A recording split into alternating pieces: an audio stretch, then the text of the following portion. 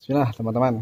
Jadi buat lo semua yang mempunyai usaha yang sama nih, misalkan usaha ayam atau usaha somai, usaha puding, apapun itulah ala kulihal buat lo semua, gak usah khawatir. Gue kali ini akan membahas dengan tema rezeki itu tidak akan ketukar.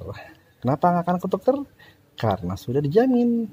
Nah, nanti ini gue akan ngobrol mungkin dia yang lebih tahu lagi ya.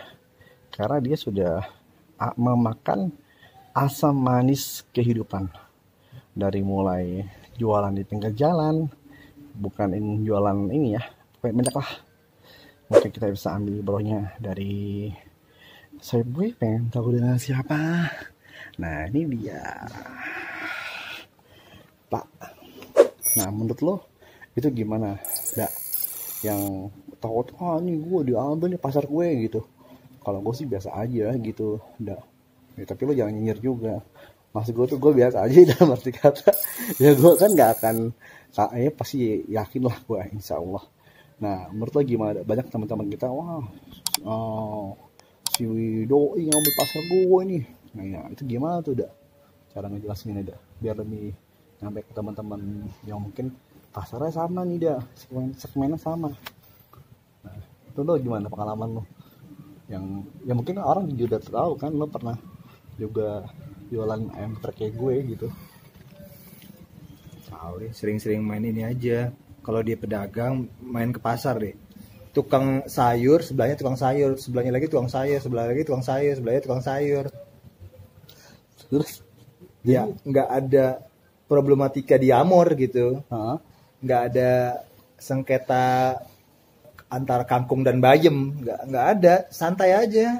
Maksudnya ya kalau masih ada kayak gitu kita harus bisa membedakan. Justru orang yang duduk di majelis ilmu harus lebih paham daripada orang yang tadi gue bilang itu tukang bayam sama tukang kangkung. Kangkung sebenarnya kangkung lagi kangkung. Ya maksudnya nggak ya harusnya lebih paham permasalahan takdir, permasalahan rezeki, permasalahan ajal. Ya apapun gitu. Dan yang penting sih yang memang sih kadang-kadang yang beberapa orang mungkin nggak ada misalkan menjatuhkan pasar, harganya macam pasar. Oh maksudnya jadi harga di bawah pasar nggak boleh? Yang gue tahu dari Seterwani sih ya nggak boleh gitu. Maksudnya nggak sesuai dengan pasar yang ada gitu. Tapi dia tuh menjatuhkan pasar untuk menarik semua orang ke dia gitu. Sekarang kan parah ada jadi bener-bener tuh ngancurin pasar, dia nggak ngambil untung tuh dari harga produk. Misalkan nih harga produk dia nih, iPhone lo nih, misalkan ya iPhone, misalkan dia punya produk ini harga modalnya 12.000 misalkan, dia jualnya 12.000 di harga modal. Nggak untung dong. Dia ngambil untung dari mana? Dari pengiriman jasa ekspedisi JNE. Gokil. Jadi dari produknya dia nggak ngambil untung, dia ngambil untungnya dari misalkan dia orang jadi banyak beli sama dia, dia dapat diskon dari si kurir kargonya. Jadi dia banyak reseller gitu. Dia enggak, siapapun itu, mau yang reseller beli sama dia, mau orang satuan beli sama dia. Jadi dia nggak benar-benar ngambil untung, dia cuma mau mengeraup market yang ada, semua orang lari ke dia. Ngambil untungnya di kargo. Nah ini yang rusak pasar, yang nggak boleh. Itu nggak boleh kayak gitu. Iya gitu. Contoh kayak misalkan gue ayam geprek harga gue jual 17.000. Nah itu kalau yang jual 15.000 nggak boleh juga dong. Nggak begitu. Kalau memang pasarannya ada yang 15.000, harga pasarannya masih so-so. Boleh. Masih so-so. Misalkan di harga standarnya 15.000, antara 14.000 sampai 18.000. Ada yang ngejual misalkan 7.500 dengan porsi yang sama. Dia kali aja dia nggak jual benar-benar harga produksi. Ya itu jatuhnya pasar banget dong. Iya. Banyak loh yang maksud gue kan banyak juga. Kadang-kadang yang malah udah ngaji, kadang-kadang lu ngapain sih bikin sama kayak gue gitu kan. Lu ngapain sih kan bisa bikin yang lain gitu. Ya penyakit hati John. Nah itu gimana? Saling ukhuwah itu bisa kolaps gitu. Bisa collab, produk lo sama produk gue. Misalkan gue punya produk yang sama nih, gue misalkan sama-sama jual barang yang sama lo.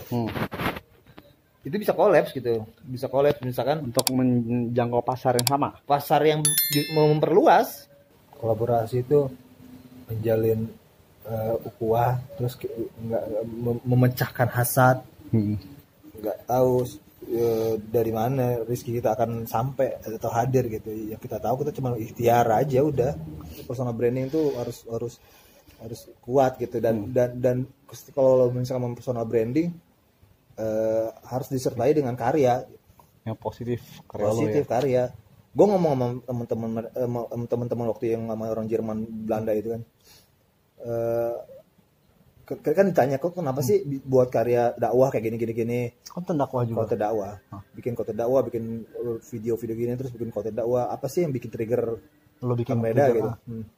Terus jawabannya gimana? Gua bikin ini lebih untuk pribadi gua, bukan untuk orang lain. Supaya untuk orang lainnya iya adalah untuk mencari unta merah, tapi untuk pribadi gue karena gue nggak tahu nih setelah ngezoom ini siapa tahu gue mati.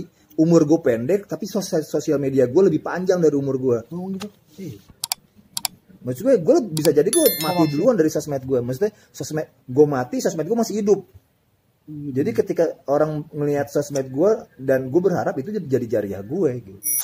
Oke ya teman-teman, nanti kita saksikan keseruan di Kismis sama Reda Samudra.